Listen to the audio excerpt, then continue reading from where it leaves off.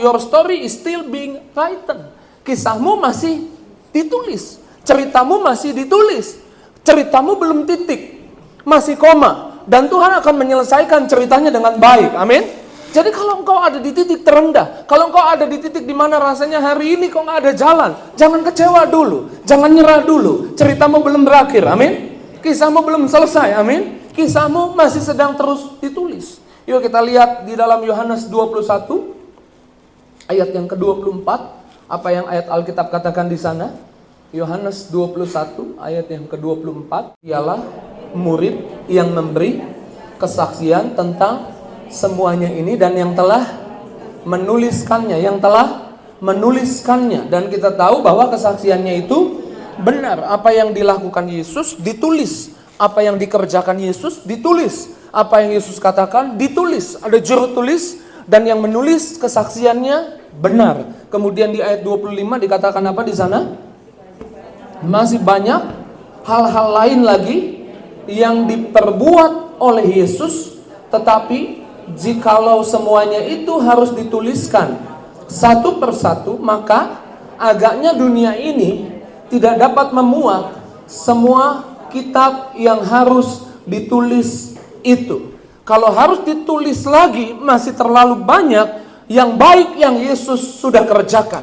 Sebagai hamba Tuhan, saya mau katakan, kisahmu masih sedang ditulis. Dan Yesus adalah Yesus yang kreatif, yang punya banyak ide untuk menulis di hidupmu.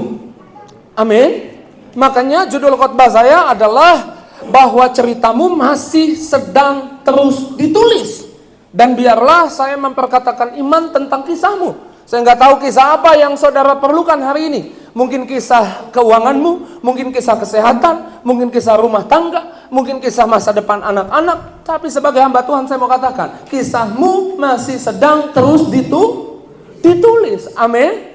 Jadi jangan nyerah dulu, jangan putus asa dulu. Biar saya perkatakan deklarasi iman bahwa kisah yang terbaik, tulisan yang terbaik yang Tuhan punya tentang hidupmu ada di depan, bukan ada di belakang. Amin. Kisah terbaik tentang hidupmu ada di hari berikutnya, bukan di hari sebelumnya. Amin. Sebagai hamba Tuhan saya ingatkan, saudara punya Yesus yang bisa menulis tulisan-tulisan terbaik tentang kisah hidupmu, yang punya banyak ide, yang punya banyak plot twist yang dia bisa buat. Plot twist apa Pak? Penulis naskah biasanya menulis dengan plot twist supaya alur ceritanya nggak kebaca, nggak kelihatannya ujungnya buruk, tapi ternyata dibalik jadi kebaikan. Itu yang Yesus bisa buat di hidupmu.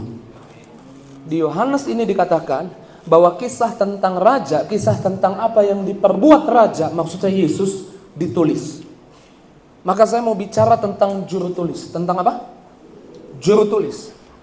Juru tulis adalah sebuah jabatan dalam sebuah kerajaan yang saya simpulkan sangat penting. Juru tulis di Alkitab biasanya berasal dari suku Zebulon. Dari suku apa? Zebulon. Ezra adalah seorang imam, tapi dia juga seorang juru tulis. Juru tulis memiliki akses yang tidak dimiliki oleh semua orang. Maksud saya akses untuk masuk ke ruangan-ruangan di kerajaan yang mungkin gak dimiliki oleh semua orang. Karena juru tulis akan menulis apa yang raja ucapkan di hari itu. Dia bisa masuk bahkan ke tempat peristirahatan raja, ke tempat kediaman raja, di mana raja sendirian dan sedang berpikir lalu mengucapkan perkataan yang dia pikirkan. Juru tulis biasanya menulis, hari ini raja sedang berpikir dan berkata seperti ini. Juru tulis bahkan kalau ada orang yang berjumpa dengan raja dan apa yang terjadi sama orang itu, apa yang diperbuat oleh raja kepada orang itu, biasanya ditulis. Kalau saudara, anak-anak muda suka nonton film Netflix, ada film Netflix tentang film Korea tentang kerajaan. Di sana ada juru tulis yang menulis setiap kejadian di hari itu, lalu meletakkannya di satu tempat perpustakaan. Demikian juga di zaman Alkitab, juru tulis menulis setiap kejadian, setiap perkataan, percakapan yang kemudian disimpan dalam sebuah gulungan kitab. Apa yang terjadi hari itu? Kisah peran penting juru tulis itu bisa kita lihat, ada banyak cerita, tapi saya mau ambil dari kisah yang minggu lalu saya ingatkan, kisah tentang Mordekai. Kisah tentang Mordekai adalah kisah di mana peranan juru tulis sangat penting. Ketika Mordekai hendak digantung karena Haman gak suka sama Mordekai, direncanakan untuk digantung, dan karena Haman gak suka sama Mordekai, Haman juga gak suka sama suku atau kebangsaan dari Mordekai, jadi orang Yahudi juga mau dibantai habis semua. Tapi satu hari sebelum Mordekai digantung, satu hari sebelum rencana pembantaian itu terjadi, Ester 6, boleh dibuka Ester 6 dari ayat 1. Minggu lalu kita nggak buka ayatnya, tapi minggu ini saya rindu saudara baca. Ini peran penting dari juru tulis. Pada malam itu juga raja tidak dapat tidur. Maka bertitahlah Baginda membawa kitab pencatatan sejarah. Ini pentingnya juru tulis. Bawa satu kitab catatan sejarah yang dulu. Yang aku mungkin nggak tahu, aku nggak pernah dengar. Coba ambil aja salah satu catatannya. Lalu dikatakan, lalu dibacakan di hadapan raja.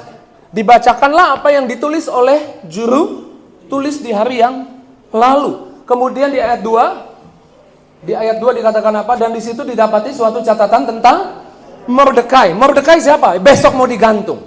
Mordekai yang pernah memberitahukan bahwa Bigtan dan Teres, dua orang sida-sida raja termasuk golongan penjaga pintu, berikhtiar membunuh Raja Ahasiweros. Jadi karena Mordekai melaporkan, raja nggak jadi dibunuh. Ada keselamatan buat raja dan kerajaan tetap berdiri. Di ayat 3, next, ayat 3 bilang apa di sana? Maka bertanyalah raja, dia udah dapat hadiah apa? Yang baca kitab sejarah itu, menurut catatan sejarah, dia belum dapat hadiah apa-apa. Dan saudara tahu betul kisah ini, kemudian raja bilang hadiah apa yang harus dia terima, kemudian Haman masuk ke ruang istana. Kemudian Haman pikir itu tentang dia bilang biarlah dimuliakan, biarlah orang itu dihormati, biarlah ada sorak-sorai bagi orang itu. Dalam arti lain, ketika catatan sejarah, catatan juru tulis dibacakan kepada raja, sejarah Mordekai berubah. Sejarah orang Israel berubah. Yang harusnya menghadapi kematian, jadi menghadapi kemenangan. Saya rindu saudara menangkap hal ini. Ketika saudara baca tulisan yang ditulis oleh juru tulis di Alkitabmu, saya percaya sesuatu terjadi di hidupmu. Ada sejarah yang berubah. Sejarah berubah ketika catatan itu dibaca. Amin. Sejarah berubah. Saya rindu saudara mengerti apa yang Tuhan taruh di hati saya ini, bahwa Tuhan rindu saudara bisa mengubah sejarah keuanganmu, sejarah rumah tanggamu, sejarah masa depan anak-anakmu. Ketika saudara baca kitab suci, ketika saudara baca tulisan yang ditulis di Alkitab, supaya saudara hari ini mengerti bahwa kehendak Tuhan, saudara bukan sekedar membacanya, tapi ketika saudara membaca, saudara sedang buat sejarah di hidupmu. Buka dulu deh satu ayat supaya saudara ngerti. Mazmur 45 ayat 2. Mazmur 45 ayat 2. Hatiku meluap dengan kata-kata indah. Aku hendak menyampaikan sajakku kepada raja. Lidahku ialah pena seorang juru tulis yang mahir. Baca lagi. Lidahku ialah pena seorang juru tulis yang mahir. Seorang juru tulis yang mahir nggak pernah mengakhiri ceritanya dengan bad ending. Seorang juru tulis yang mahir selalu mungkin ada bad situation, ada keadaan yang buruk, tapi itu bukan kesudahan. Itu bukan babak akhir, itu bukan bab terakhir yang dia tulis. Karena masih koma, masih ada babak atau bab kemenangan. Selalu berakhir dengan happy ending.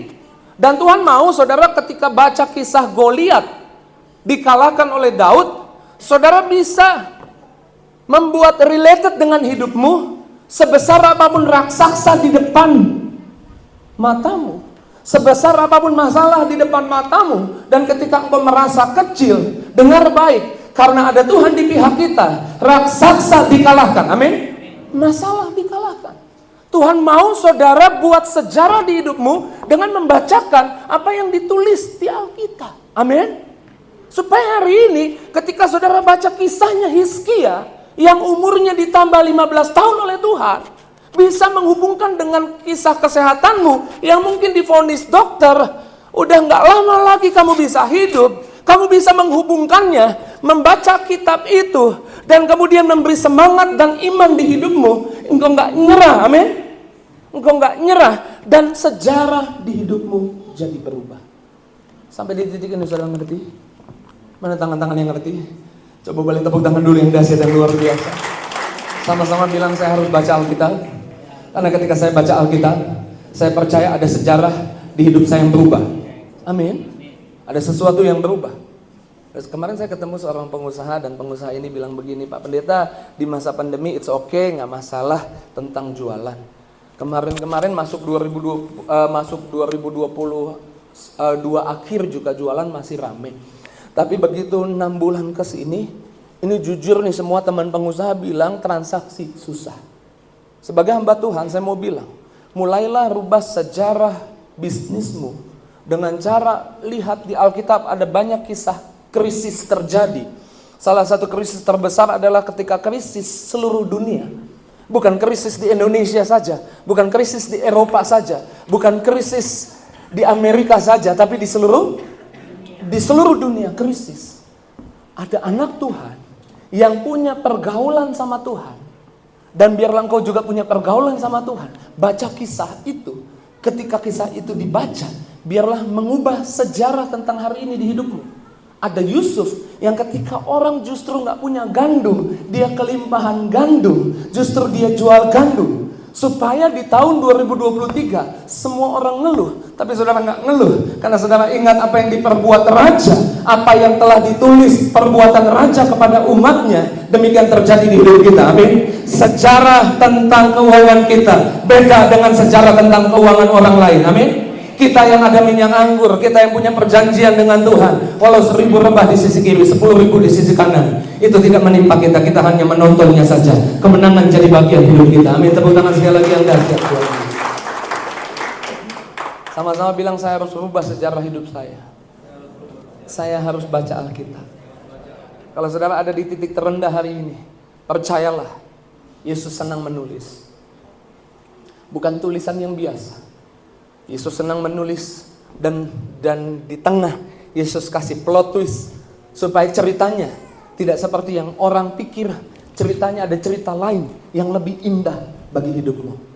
Sama-sama bilang, Yesus, saya bisa menulis kisah indah di kehidupan saya. Ada wanita ketangkap basah berzina di Yohanes 8. Wanita ketangkap berzina. Ini seorang diri wanitanya. Laki-lakinya mana? Yang dihakimi wanitanya saja. Dan kemudian ahli Taurat, orang Farisi melemparnya, dan wanita ini jatuh di kaki Yesus. Tulisan tentang apa yang wanita ini perbuat, menurut tulisannya Musa, kita tahu akhirnya wanita ini dalam sejarahnya menurut tulisan Musa harus diapain? Dirajam batu sampai mati. Tapi karena dia jatuh di bawah kaki Yesus, Yesus menulis di tanah. Yesus menggunakan jarinya menulis di tanah. Yesus tidak takut menggunakan jarinya untuk menulis di tempat yang kotor, di tanah. Yesus tidak khawatir menggunakan jarinya untuk menulis sesuatu yang dianggap orang kotor, dianggap orang hina, dianggap orang gak layak. Tapi ketika jatuh di bawah kaki Yesus, Yesus bisa buat tulisan dan mengubah sejarah seseorang. Amin. Ketika Yesus menulis, Yesus bertanya, siapa yang gak berdosa silahkan lempar duluan. Gak ada yang lempar, semua pergi. Dan kita tahu kisah sejarah wanita ini tidak sama lagi. Ada sejarah yang baru. Dia hidup dalam pertobatan, meninggalkan dosanya, melayani Tuhan, dan melayani di panti jompo, mati tua dalam pengenalan dan melayani Tuhan. Amin. Sejarah wanita ini berubah. Yesus menulis.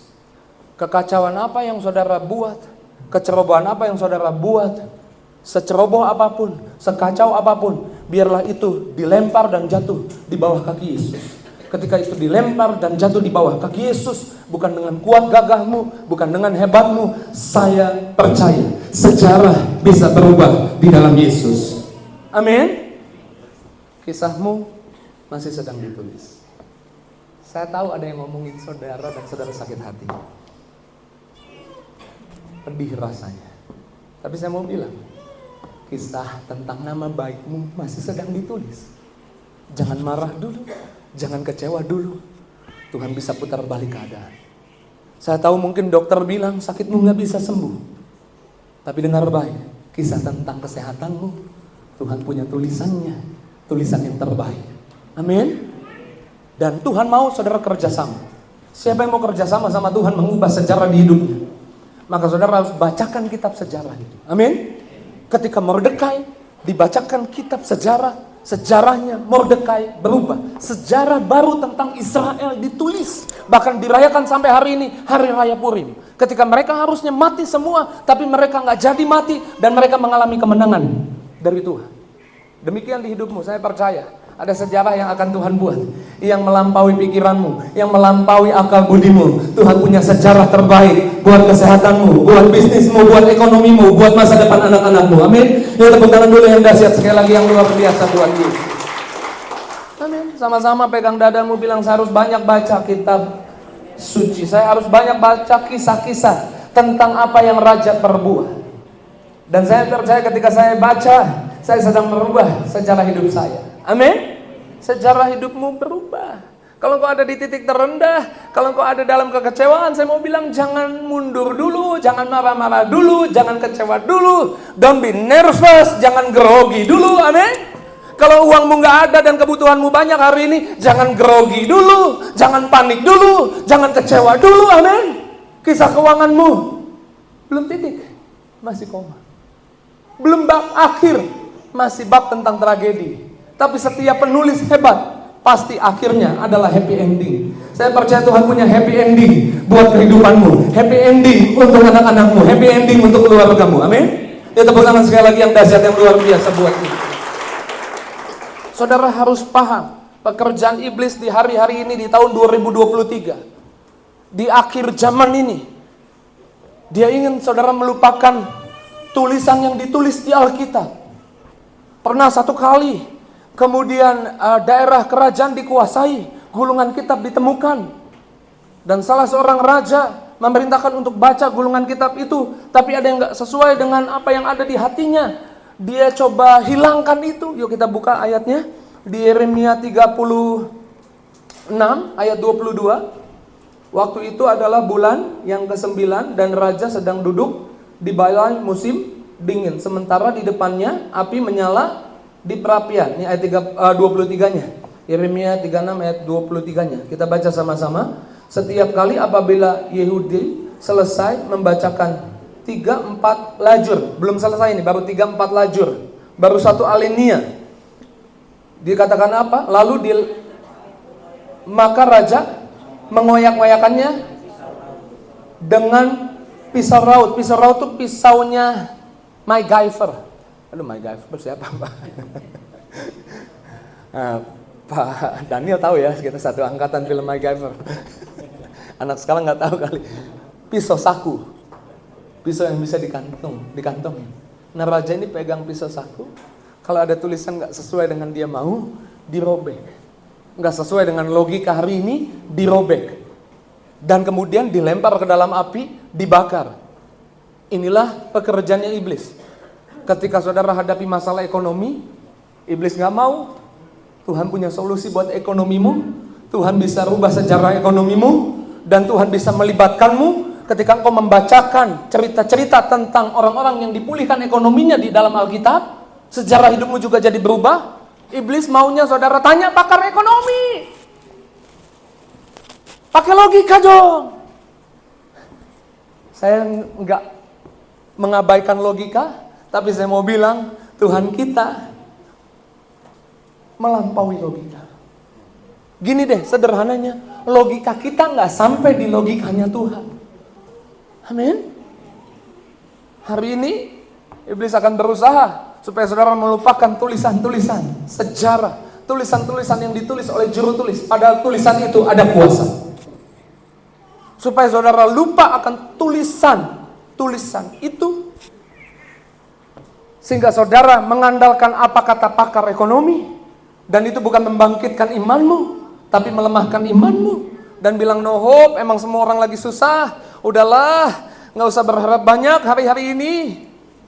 Tapi dengar baik, ketika ada dalam Tuhan, kita ingat ada janda yang hari ini dia bilang cuman makan sedikit, cuman punya makanan untuk dimakan 1 kali persediaannya, dan setelah itu dia mati dan anaknya mati. Tapi hamba Tuhan datang dan bilang, buatkan dulu makanan buat aku.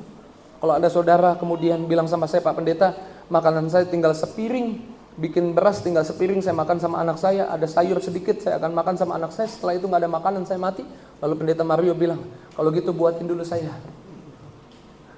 Pasti saudara gak akan buatin, tapi di zaman itu dibuatin. Ini gak masuk logika, ini gak masuk akal. Tapi wanita itu tepungnya gak habis, minyaknya gak habis, sampai berakhir masa resesi. Ketika saudara baca itu, sekalipun sedikit yang ada di tanganmu, sedikit yang ada di persediaanmu, saya percaya itu bisa merubah sejarah tentang Tuhan memelihara keluargamu, memelihara anak-anakmu. Kamu akan kekurangan, kamu dipelihara oleh Tuhan. Amin. Tapi iblis coba supaya tulisan itu dirobek di pikiranmu, dirobek di hatimu, dan dibuang ke dalam api, dibakar. Supaya kita melupakan tulisan yang ditulis oleh juru tulis. Dan kitab Yohanes bilang, kesaksian itu benar, tulisan itu benar, itu kejadian, itu bukan fiksi, itu kisah nyata. Dan ketika kita baca, pasti itu menimbulkan semangat baru di hidup kita. Itu yang buat kita gak nyerah, itu yang buat kita tetap percaya, itu yang buat kita gak takut hadapi apapun. Kalau Daud yang kecil bisa kalahkan Goliat, masalah sebesar apapun gak bisa mengalahkan hidupmu yang ada dalam Tuhan. Amin. Ayo sama-sama bilang, mulai hari ini saya akan banyak baca kisah-kisah di Alkitab yang related, nggak ngerti related, yang berhubungan dengan masalah yang saya hadapi. Dan saya percaya ketika saya baca, sejarah baru dimulai di kehidupan saya. Yuk tepuk tangan sekali lagi, udah sangat luar biasa. Nanti saudara baca di rumah, waktu kita terbatas, saya jelaskan aja pasalnya.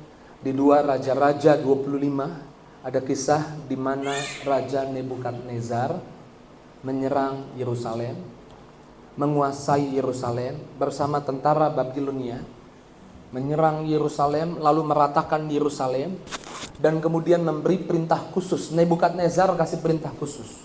Perintahnya adalah tangkap panglima perangnya, panglima militernya tangkap, orang-orang militernya tangkap keluarga kerajaan,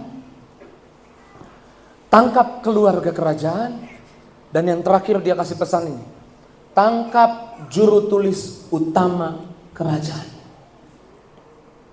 Nebukadnezar menganggap juru tulis utama kerajaan sebagai ancaman bagi wilayah jajahannya. Sehingga Nebukadnezar berkata, tangkap juru tulis utamanya. Kenapa harus ditangkap? Karena walaupun gulungan kitab sejarah tentang apa yang dilakukan oleh raja kepada rakyatnya, apa yang terjadi di kerajaan itu dibakar gulungan kitabnya, kalau juru tulis utama kerajaan masih hidup, satu kali dia yang pertama bisa tulis lagi, yang kedua dia bisa berkata kepada generasi berikutnya yang mungkin gak tahu kerajaan sebelumnya mereka berasal dari mana, dan menyadari itu, dan kemudian bangsa yang sudah mungkin dilupakan karena dijajah oleh Nebukadnezar bangkit lagi jadi sebuah bangsa. Ada kebangkitan yang baru. Iblis tidak mau saudara baca Alkitab, karena ketika saudara baca Alkitab, saudara akan mengetahui siapa saudara dalam Yesus. Hadiah apa yang saudara dapat di dalam Yesus. Karena ketika kitab sejarah dibaca, Mordekai di Ester pasal 6, raja bilang dia harus dikasih hadiah. Supaya hari ini saudara yang hidup di perjanjian baru, kalau saudara baca kitab sejarah, maksud saya kitab yang ditulis oleh juru tulis, maksud saya Alkitab saudara, udah gitu aja deh.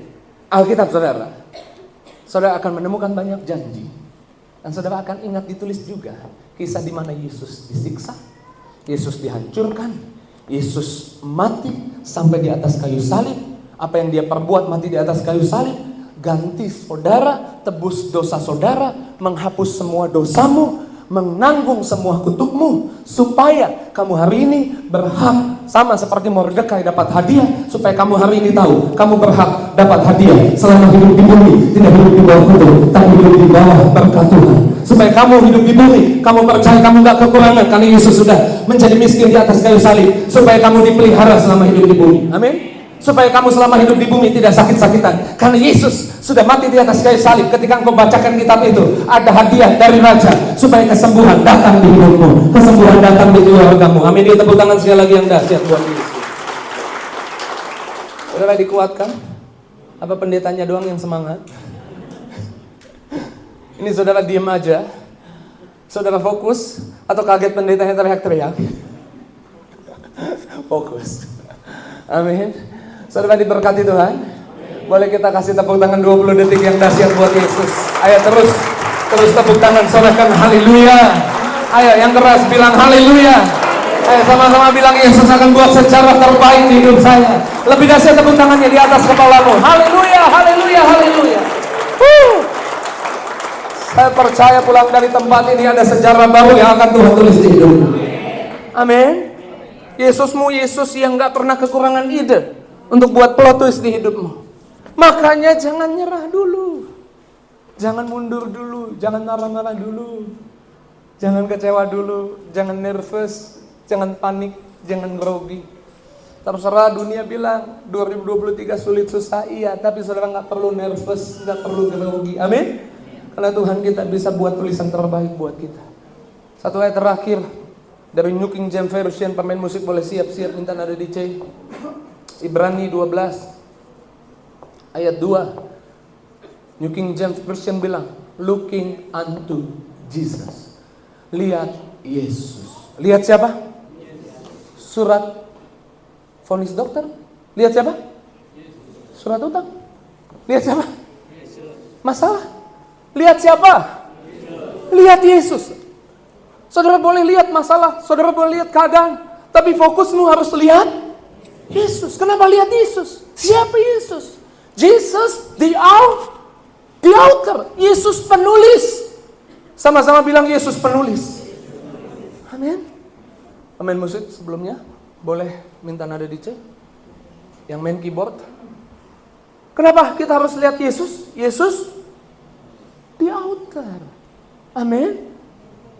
Dan siapa yang percaya bahwa Yesus bukan penulis yang payah, Yesus penulis yang berhak dapat piala Oscar. Amin. Siapa yang percaya boleh angkat tangannya. Saudara boleh googling sekarang penulis-penulis cerita, film-film terbaik yang dapat banyak nominasi Oscar, piala Oscar, biasanya menulis kisah. Itu memang di tengah ada tragedi, di tengah ada hal buruk, tapi itu bukan kesudahan. Mungkin ada hal buruk sekarang terjadi, mungkin ada masalah sedang terjadi, tapi saya mau bilang, Jesus, looking unto Jesus, the author. Yesus penulis, dan dia penulis yang mahir. Amin. Karena dia penulis yang mahir, biarlah engkau jadi percaya. Dia akan tulis tulisan yang dahsyat buat kisahmu. Kisahmu masih sedang ditulis. Belum titik, kasih koma. Jangan nyerah dulu. Tapi Pak, hari ini ada utang yang gak bisa dibayar. Tapi Pak, hari ini tulisannya kok gini ya? Ada sakit yang gak bisa disembuhkan. Tapi Pak, hari ini kok tulisannya gini ya? Suami saya pergi dari rumah sama kuntilanak. Oh, suaminya bergaul sama setan. Kuntilanak hari ini, kuntilanak kayak gimana? Ya lipstiknya bagus Pak, tubuhnya ramping Pak. Oh, ini kuntilanaknya canggih ya. Tapi Pak, hari ini kok tulisannya kayak gini Pak? Anak-anak saya melawan saya Pak. Tapi Pak, tulisannya kayak gini Pak. Saya ditipu orang Pak. Jesus the author. Saudara percaya Yesus penulis hidupmu? Mana tangan-tangan yang percaya? Saya mau bilang tulisannya belum selesai. Tulisannya belum selesai. Penulis terbaik yang dapat piala Oscar, rata-rata tulisannya, bahkan 99% tulisannya berakhir dengan happy ending. Yesus jauh melebihi penulis-penulis itu. Dan Yesus sedang menulis di hidupmu. Hidupmu akan berakhir dengan happy ending. Jadi jangan marah dulu, jangan kecewa dulu, jangan panik dulu, jangan sedih dulu. Karena Yesus akan meneruskan tulisannya tentang kesehatanmu. Yesus akan meneruskan tulisannya tentang keuanganmu. Yesus akan terus menulis tentang rumah tanggamu. Dan berakhir dengan happy ending di rumah tanggamu. Berakhir dengan happy ending di anak-anakmu. Berakhir dengan happy ending di keuanganmu. Berakhir dengan happy ending di kerohanianmu. Saudara dikuatkan. Pendeta yang di depan aja sangat dikuatkan. Kita punya Tuhan yang baik. Tangan-tangan yang percaya Tuhan bisa rubah sejarah, buat sejarah indah dalam tulisannya tentang kita. Boleh angkat tangan. Kita boleh nyanyikan ini dan katakan ini. Kaulah penulis hidupku, Kau membuat segalanya baru. Amin. Engkau di dalamku dan ku ada dalammu. Tak ada yang tak mungkin bagimu. Ku dicipta untukmu, untuk membawa